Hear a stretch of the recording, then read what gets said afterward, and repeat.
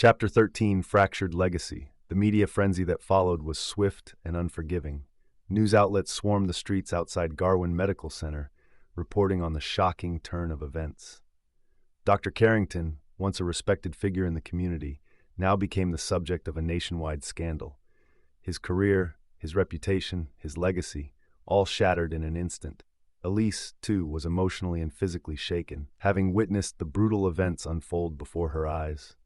The once proud dentist, whose ambitions had led him to the peak of success, became a tragic symbol of what happens when power, pride, and obsession collide.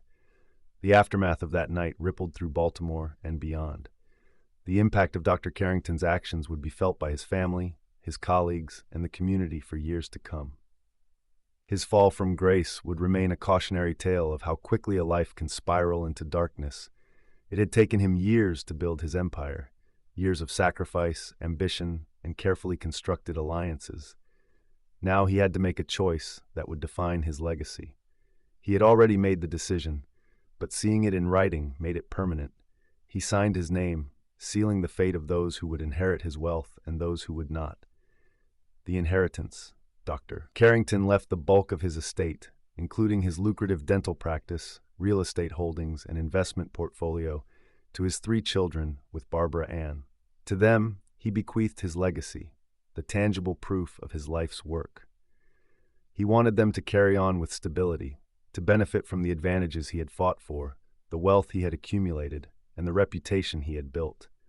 But for Russell III, his eldest son, and for Barbara Ann, the woman who had once shared his bed and his dreams, there was nothing. The exclusion. To the outside world, it might have seemed cruel, but to Dr. Carrington, it was a calculated and necessary act. Russell III had rejected the values Dr. Carrington had tried to instill in him, choosing a path that, in his father's eyes, lacked discipline and ambition. There had been conflicts, bitter words over the years. Dr. Carrington saw no reason to reward what he viewed as rebellion and defiance. As for Barbara Ann, the exclusion was even more deliberate. She had been there at the beginning, when he was just a man with a dream and a sharp set of dental tools. She had stood by him, loved him, borne his children, but love had not been enough.